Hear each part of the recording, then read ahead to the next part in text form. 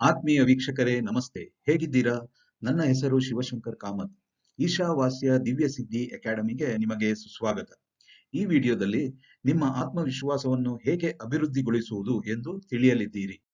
ನೀವು ಆತ್ಮಸ್ಥೈರ್ಯದೊಂದಿಗೆ ಹೇಗೆ ಕೆಲಸ ಮಾಡಬೇಕೆಂದು ಒಮ್ಮೆ ಕಲಿತ ನಂತರ ನಿಮ್ಮ ಜೀವನದಲ್ಲಿ ನೀವು ಏನನ್ನು ಬೇಕಾದರೂ ಸಾಧಿಸಲು ಸಾಧ್ಯವಾಗುತ್ತದೆ.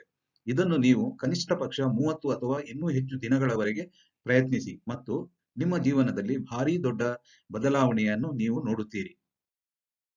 ಶ್ರದ್ಧಾ ಎಂಬುದು ಸಂಸ್ಕೃತ ಪದ ಮತ್ತು ಇಂಗ್ಲಿಷ್ನಲ್ಲಿ ಇದನ್ನು ಸೆಲ್ಫ್ ಕಾನ್ಫಿಡೆನ್ಸ್ ಎಂದು ಕರೆಯುತ್ತಾರೆ. ಇಲ್ಲಿ ನಾನು ಹೇಳಬಯಸಿರುವುದು ದೇವರಲ್ಲಿ ನಮಗೆ ಇರುವ ಶ್ರದ್ಧೆಯ ಬಗ್ಗೆ ಅಲ್ಲ. ಇದು ನಿಮ್ಮ ಬಗ್ಗೆ ನಿಮಗೆ ಇರುವ ಶ್ರದ್ಧೆಯ ಬಗ್ಗೆ. ತನ್ನ ಮೇಲೆ ಶ್ರದ್ಧೆ ಹೊಂದಿಲ್ಲದವನಿಗೆ ಕಡಿಮೆ ಆತ್ಮವಿಶ್ವಾಸ ಮತ್ತು ಆತ್ಮಸ್ಥೈರ್ಯ ಇರುತ್ತವೆ. ಎಂದೆಂದಿಗೂ ಇದು ನನಗೆ ಅಸಾಧ್ಯ, ನಾನು ಇದನ್ನು ಮಾಡಲು ಸಾಧ್ಯವಿಲ್ಲ ಎಂದು ನಿಮಗೇ ನೀವು ಹೇಳಿಕೊಳ್ಳಬೇಡಿ.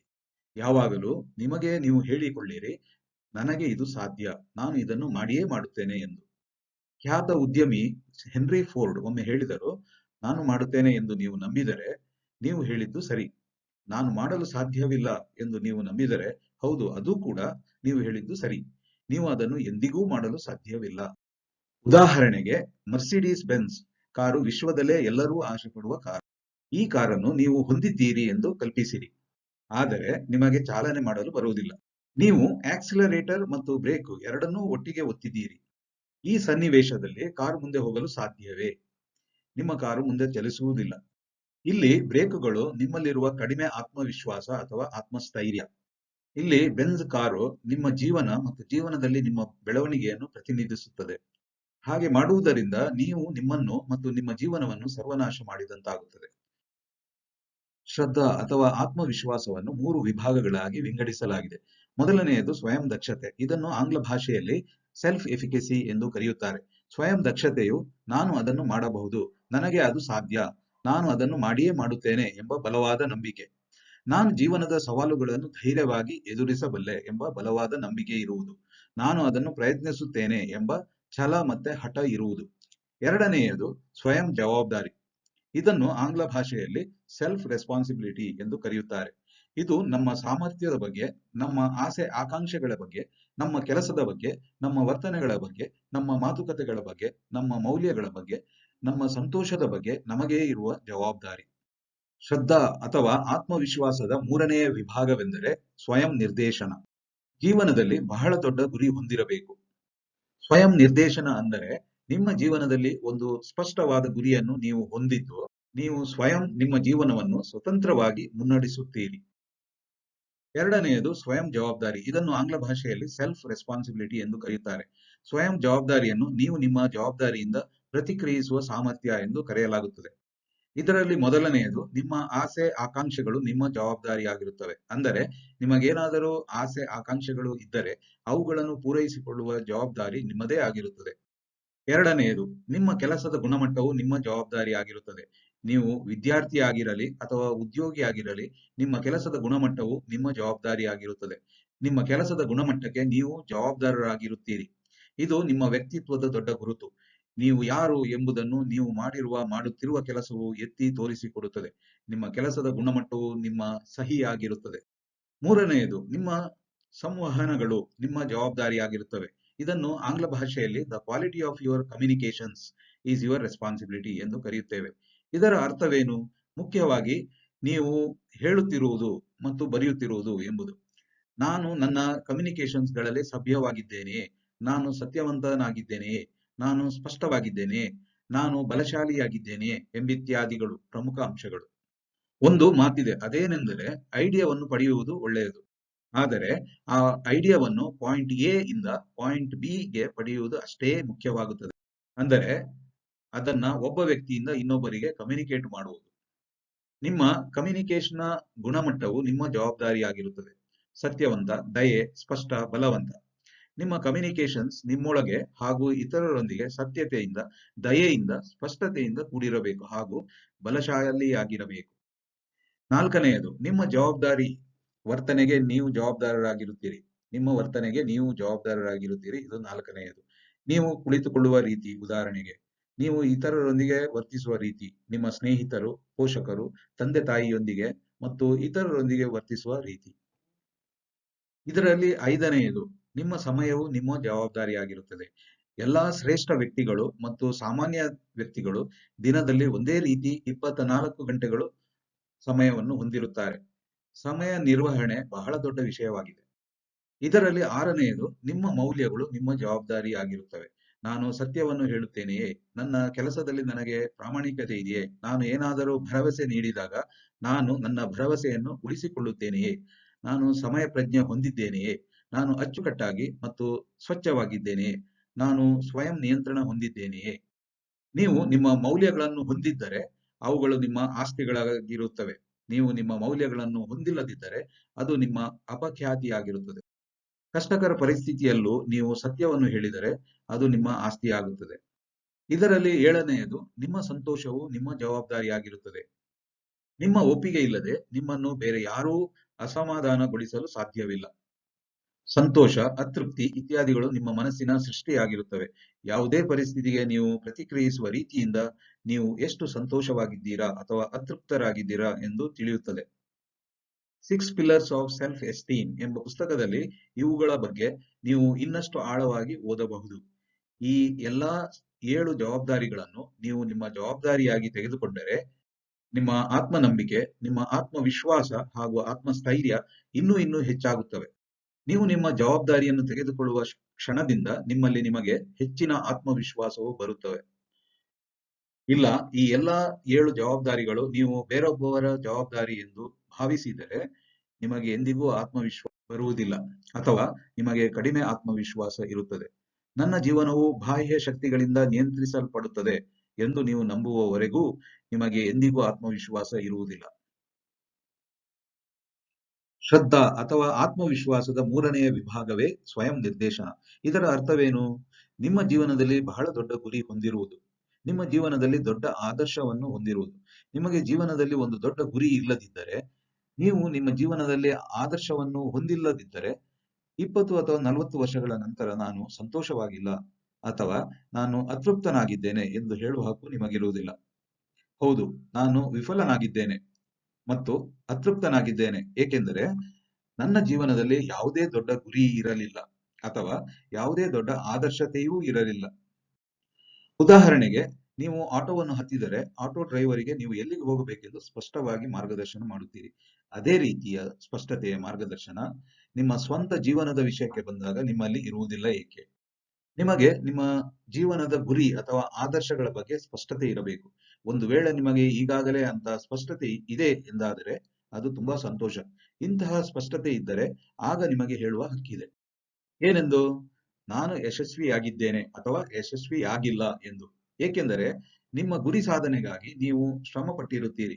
ಇದರ ಬದಲು ಗುರಿಗಳು ಅಥವಾ ಆದರ್ಶತೆ ಇಲ್ಲದೆ ಪ್ರಜ್ಞಾಪೂರ್ವಕವಾಗಿ ಜೀವನ ಸಾಗಿಸದೆ ಸುಮ್ಮನೆ ನಾನು ಫೇಲ್ ಆದೆ, ನಾನು ನಿರಾಶೆಗೊಂಡಿದ್ದೇನೆ ಎಂದು ಹೇಳುವ ಹಕ್ಕು ನಮಗೆಲ್ಲಿದೆ ಹೇಳಿ?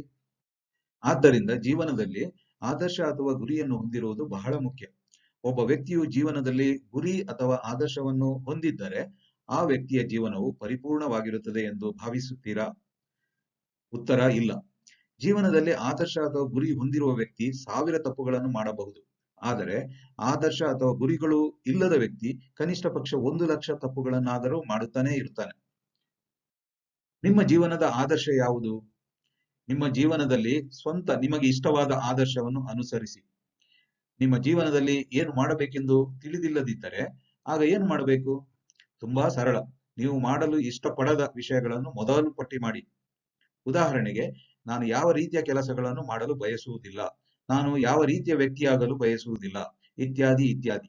ಹೀಗೆ ಪಟ್ಟಿ ಮಾಡುವುದರಿಂದ ನಿಮಗೆ ಒಂದು ಸ್ಪಷ್ಟತೆ ಸಿಗುತ್ತದೆ. ಆ ಸ್ಪಷ್ಟತೆಯಿಂದ ಮುಂದೆ ನೀವು ನಿಮ್ಮ ಜೀವನದಲ್ಲಿ ಏನು ಹೊಂದಲು ಅಥವಾ ಆಗಲು ಬಯಸುವ ವಿಷಯಗಳನ್ನು ಪಟ್ಟಿ ಮಾಡುವುದು ಸುಲಭವಾಗುತ್ತದೆ ಮತ್ತು ನಿಮಗೆ ನಿಮ್ಮ ಉದ್ದೇಶದ ಬಗ್ಗೆ ಇನ್ನಷ್ಟು ಸ್ಪಷ್ಟತೆ ಬರುತ್ತದೆ. ಮೊದಲ ವಿಭಾಗವು ಆತ್ಮವಿಶ್ವಾಸವಾಗಿತ್ತು. ಈಗ ಎರಡನೆಯ ವಿಭಾಗವು 3H. ಅದು ತಲೆ, ಹೆಡ್, ಹೃದಯ, ಹಾರ್ಟ್ ಮತ್ತು ಕೈ, ಹ್ಯಾಂಡ್. ನಿಮ್ಮ ಜೀವನದಲ್ಲಿ ಒಂದು ದೊಡ್ಡ ಗುರಿಯನ್ನು ಹೊಂದಿರುವಾಗ ಮತ್ತು ಬಲವಾದ ಆತ್ಮವಿಶ್ವಾಸವನ್ನು ಹೊಂದಿರುವಾಗ ನಂತರ ಮುಂದಿನ ಹಂತವು ನಿಮ್ಮ ಕೌಶಲ್ಯಗಳನ್ನು ಬೆಳೆಸುವುದು ಮತ್ತು ನಿಮ್ಮ ಗುರಿಗಳ ಅಥವಾ ಆದರ್ಶದ ಕಡೆಗೆ ನಿಮ್ಮನ್ನು ಅಭಿವೃದ್ಧಿಪಡಿಸುವುದು. ಉದಾಹರಣೆಗೆ, ಹೊಸ ಉದ್ಯಮವನ್ನು ಪ್ರಾರಂಭಿಸಲು ಬಯಸುವ ಯುವ ಉದ್ಯಮಿ ಬೇಕಾದ ಬಂಡವಾಳ ಅಥವಾ ಹಣವನ್ನು ಕ್ರೋಢೀಕರಿಸಬೇಕಾಗುತ್ತದೆ. ಅದೇ ರೀತಿ ನೀವು ನಿಮ್ಮ ಕೌಶಲ್ಯಗಳನ್ನು 3 ಆಯಾಮಗಳಲ್ಲಿ ಅಭಿವೃದ್ಧಿಪಡಿಸಬೇಕಾಗುತ್ತದೆ. ಅದು ತಲೆ ಹೆಡ್, ಹೃದಯ ಹಾರ್ಟ್ ಮತ್ತು ಕೈ ಹ್ಯಾಂಡ್. ತಲೆ ಎಂದರೆ ಯೋಚಿಸುವ, ಕಲಿಯುವ, ನೆನಪಿಡುವ ಸಾಮರ್ಥ್ಯ. ಅಂದರೆ ನಿಮ್ಮ ಆಲೋಚನೆಯ, ನಿಮ್ಮ ವಿಚಾರಗಳ ಬೆಳವಣಿಗೆ, ನಿಮ್ಮ ಮನಸ್ಸಿನ ಬೆಳವಣಿಗೆ. ಮುಖ್ಯವಾಗಿ ವಿದ್ಯಾರ್ಥಿಗಳಿಗೆ ನೀವು ಹೇಗೆ ಅಧ್ಯಯನ ಮಾಡುತ್ತೀರಿ ಎಂಬುದರ ಅಭಿವೃದ್ಧಿ. ನಿಮ್ಮ ಓದುವಿಕೆಯನ್ನು ಹೆಚ್ಚು ಪರಿಣಾಮಕಾರಿಯಾಗಿಸುವುದು ಹೇಗೆ? SQRRR ಸೂತ್ರವನ್ನು ಬಳಸಿರಿ. ಏನಿದು ಈ ಸೂತ್ರ? ಇದು ಓದುವಿಕೆಯನ್ನು ಸುಧಾರಿಸಲು.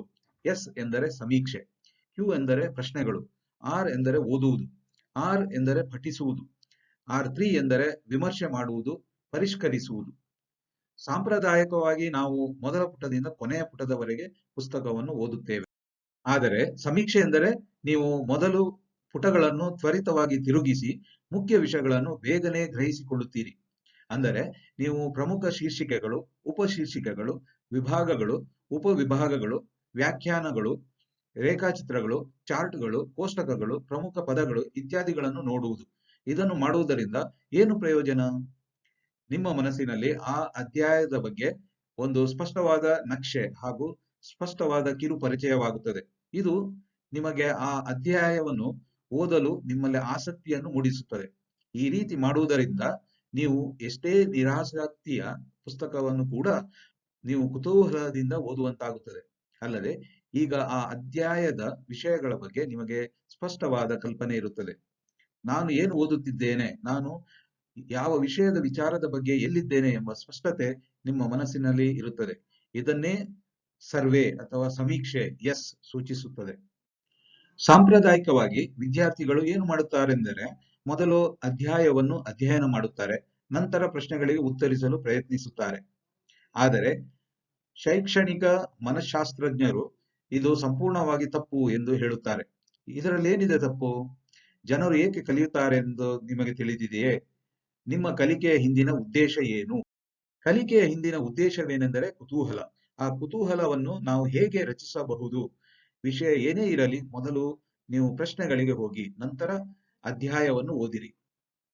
ಅಧ್ಯಾಯವನ್ನು ಓದುವಾಗ ನೀವು ಪ್ರಶ್ನೆಗಳನ್ನು ಸಹ ನೆನಪಿಸಿಕೊಳ್ಳುತ್ತೀರಿ. ಈಗ ನೀವು ಅಧ್ಯಾಯವನ್ನು ಯಾಂತ್ರಿಕವಾಗಿ ಓದುವುದಿಲ್ಲ, ನೀವು ವಿಷಯಗಳನ್ನು ಸ್ಪಷ್ಟವಾದ ಉದ್ದೇಶದಿಂದ ಓದುತ್ತೀರಿ. ನೀವು ಉತ್ತರಗಳನ್ನು ಹುಡುಕುತ್ತೀರಿ.